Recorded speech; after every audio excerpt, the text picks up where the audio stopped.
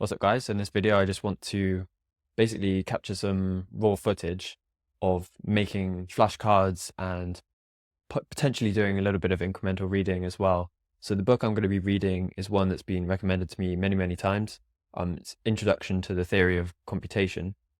And what's good about this for this kind of video is that I don't really know a whole lot about it. The introductory material is very informal.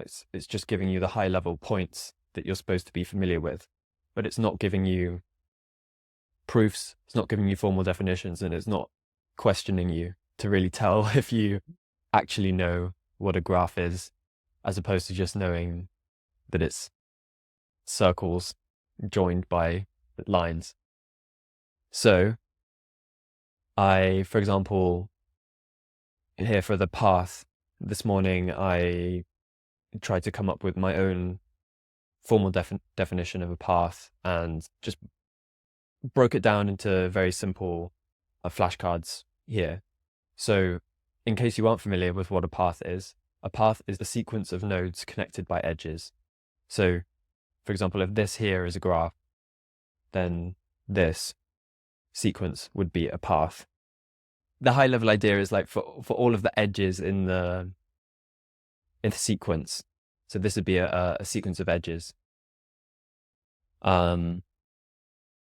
The second element, the second node in each edge, because each edge is basically what it looks like is like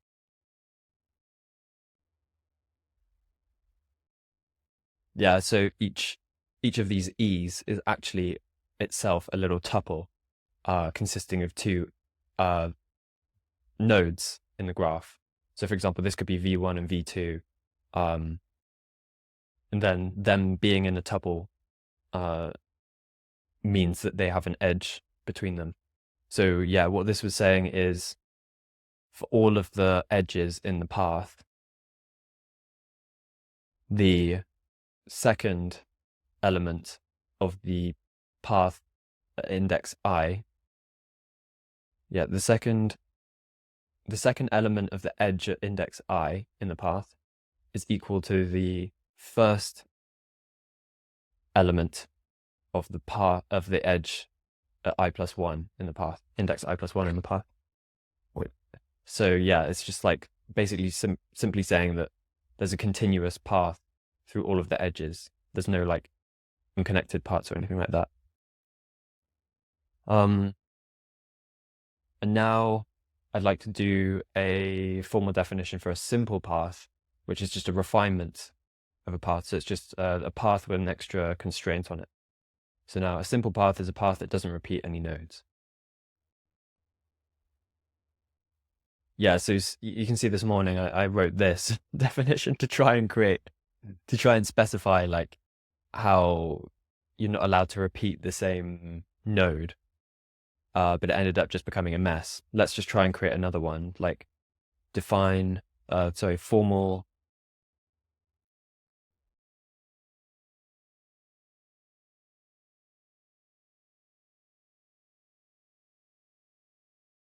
I'm struggling to think of a way to say it in math language. Exists exactly one V or something like that. It doesn't make sense. So yeah, maybe this was along the right lines. All right. Yeah, let's go back to what I was doing this morning, which was trying to use GPT-4 to guide us through it. Yeah, so just above I said I want to express using formal logic the definition of a simple path. And I provided the context from the textbook. Great, let's start breaking this down. I gave my formal definition of a path that I showed you here. This one. And now we want to do a simple path instead. Path that doesn't repeat any nodes. How do we express this additional constraint in formal logic? Each node in sequence. Each node must appear only once.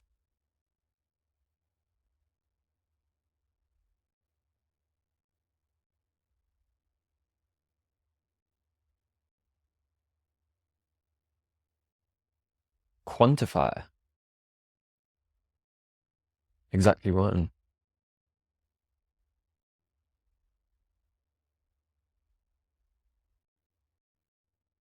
In the case of a simple cycle. In this case, we want to express for every pair of nodes in the path, if they are at different positions in the index, then they must be different nodes.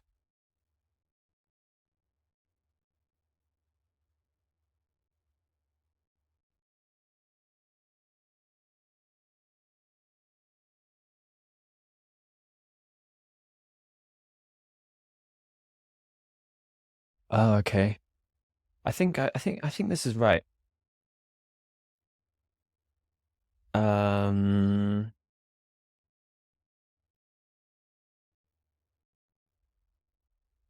thinking of a sequence of edges.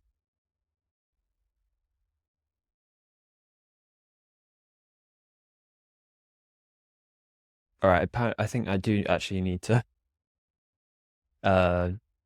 express this in terms of nodes instead of edges. I think that's where I'm getting confused.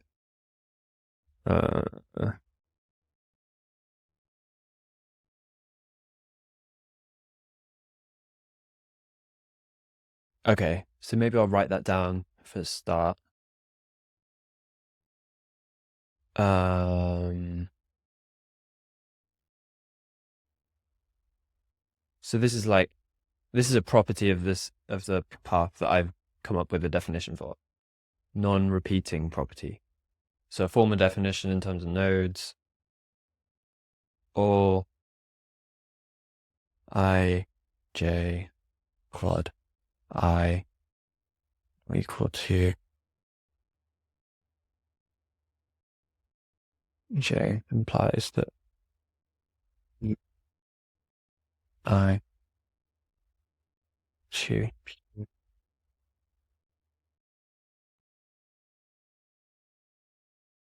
Okay. So maybe I can ask GPT for the next step, so now do I need to express this definition in terms of edges instead of nodes?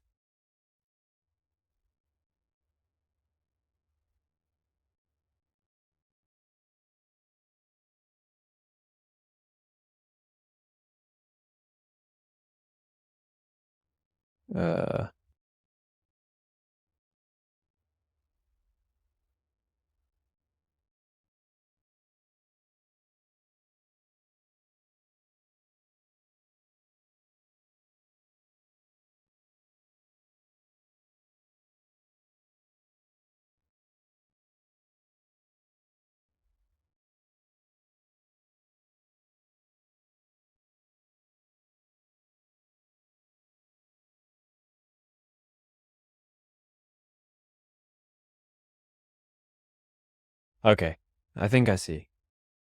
Oh, finally. If a node appears at the start position of an edge, it can never appear as the start position of an edge again. And likewise, if it appears as the end position of an edge, it can never appear as the end position of the edge again. Let's check that that's correct.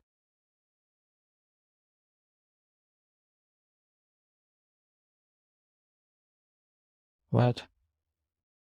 Formally, you could express this for any two edges in the path.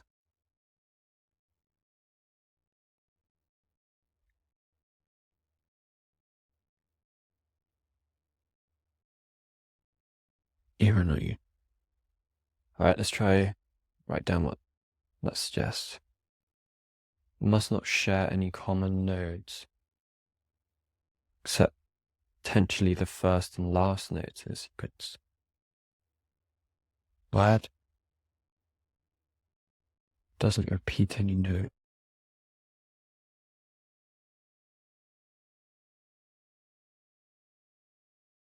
A simple path can't be a cycle, right?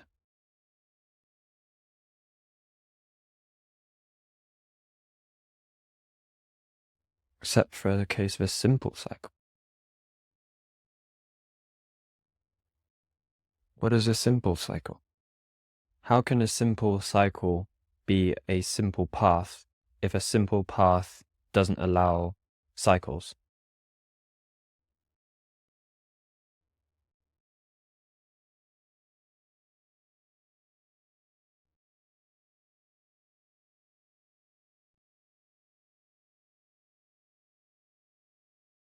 Right.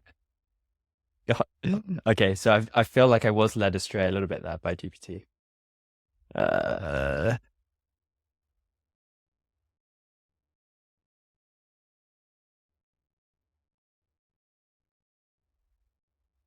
uh,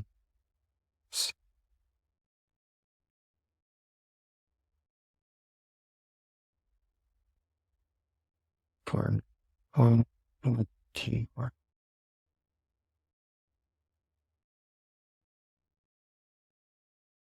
Please, please. Just waiting for it to say but. No. The same as the ending node.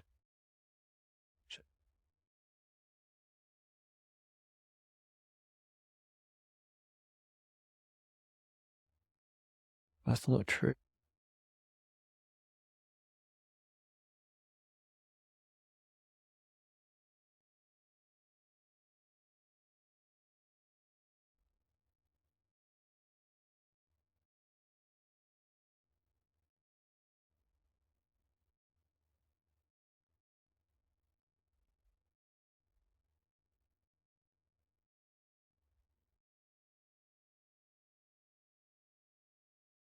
Oh my god.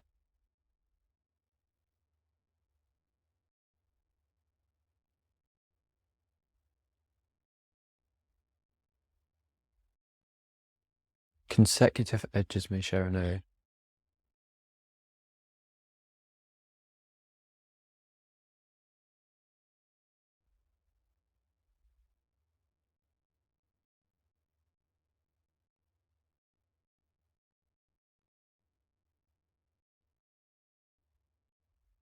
Say.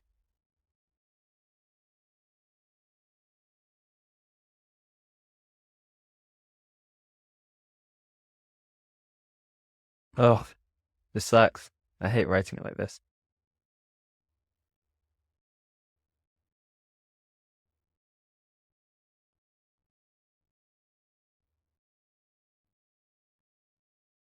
Yeah. Oh,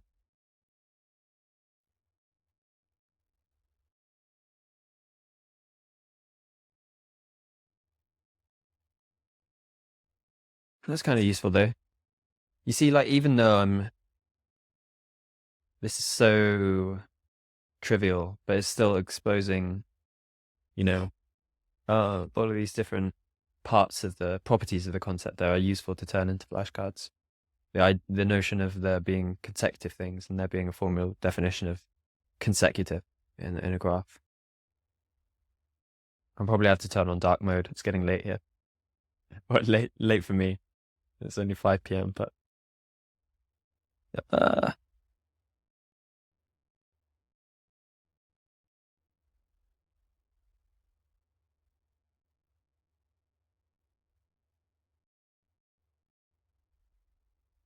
okay. There's probably lots of different ways you could say this, like, or at least two. Like, you could say it's just the index of the first one is one less than the index of the second one. Um,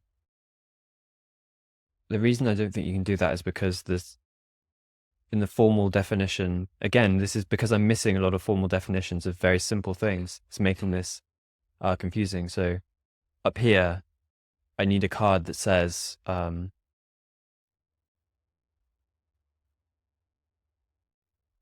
what is E? Like, what kind of object is E?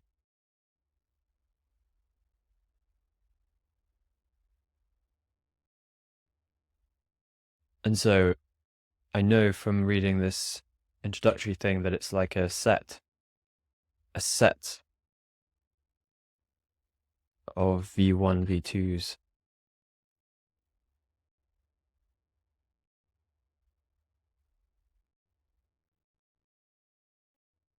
So if it's a set, then I can't rely on the concept of an index because these are a set is unordered. So I can't say the edges are consecutive when the indices are this, you know, the index of the first one is I and the index of the second one is I plus 1, because that doesn't make sense in the concept of a set.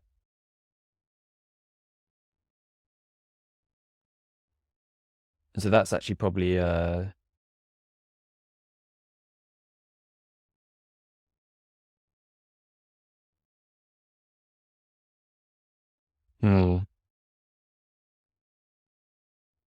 that might even be a weakness of this. That this now doesn't make sense.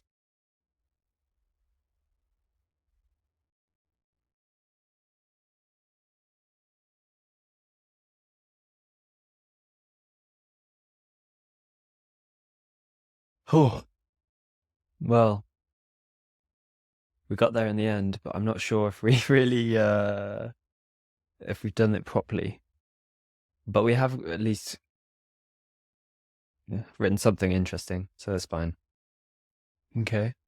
Now let's ask about that question. So, can I actually do this definition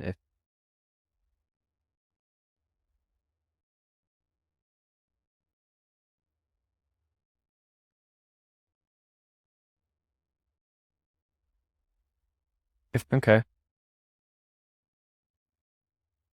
Given this, how might you redefine a path in a graph while considering that the path is an ordered sequence of edges that you select in order from the set E? Maybe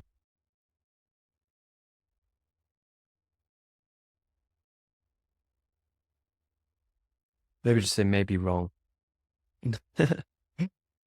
We can come back to it later.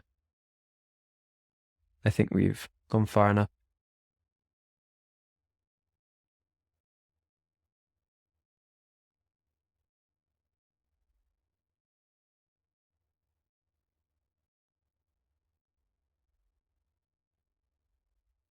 To be fair, I have defined a path here as a sequence of edges. Again, maybe that's what I'm missing is just the simple definition of what a path is. Just the absolute bare bones. How do I formally write a path? I think maybe that was my error, trying to jump into specifying, the property of a path before I'd actually just defined it like this or whatever the equivalent simple thing is.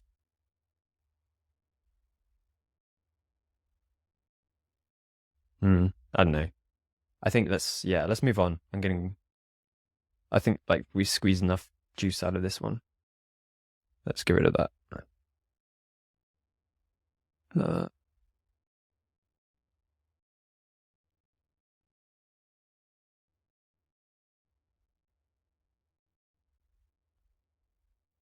Oh, the only thing we need to take is this.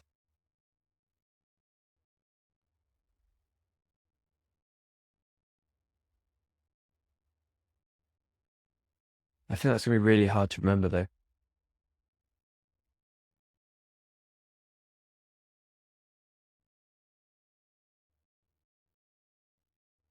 Maybe I disable it for now.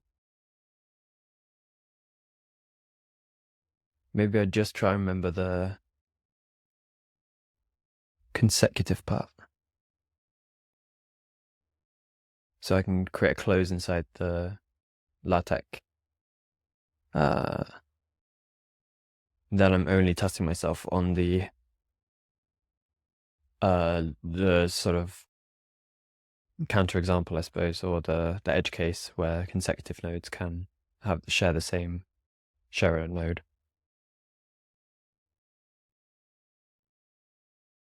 Because I think as long as you remember that, then you can remember to exclude everything else just by thinking it through, calculating it on the spot rather than having it stored in your memory. That's fine for now. I'm sure there's an easier way to express all of this. It's nice to be able to work it out for yourself. Okay, Cool. Connected. Graph is connected if every two nodes have a path between them. This sounds simpler, at least off the top of my head. Let's say, yeah, or I reckon I can just do this one shot. Or V1, V2.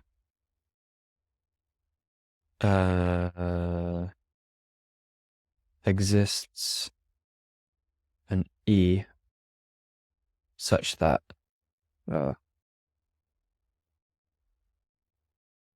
here exists an E such that E0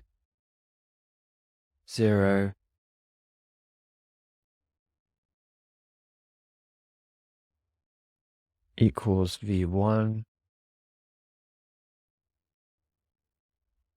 There's probably going to be an or in here somewhere, so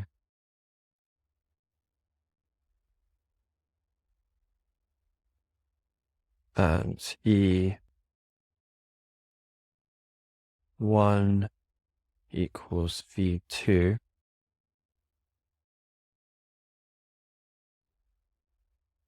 Or the other way around, basically.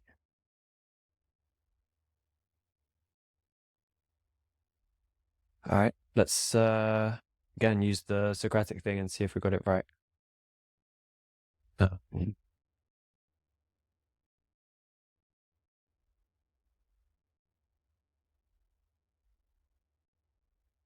Define a connected graph.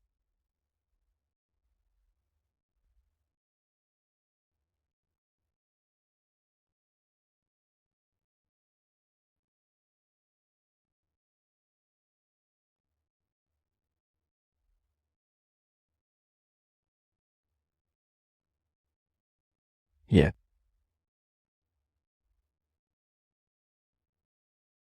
No. Oh. Okay, so I misinterpreted connected. Apparently what connected means is there's a path through all nodes, not a direct connection though. So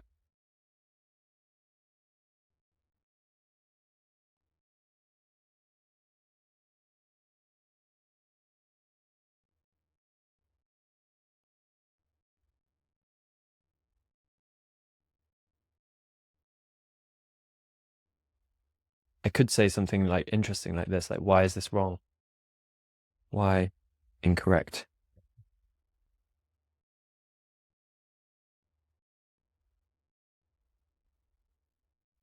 Maybe here I'll introduce the sort of the value of incremental reading. For this kind of thing where either I'm like too tired or just can't be bothered to think about it at the moment, I can use the shortcut, which is Alt-X, to specify that it's an incremental card, and I can set a priority and a next review date when so this will show up in my flashcard queue alongside my flashcards. So then when I have more energy or more knowledge or more time, I can think about this again. So that's a useful thing to do.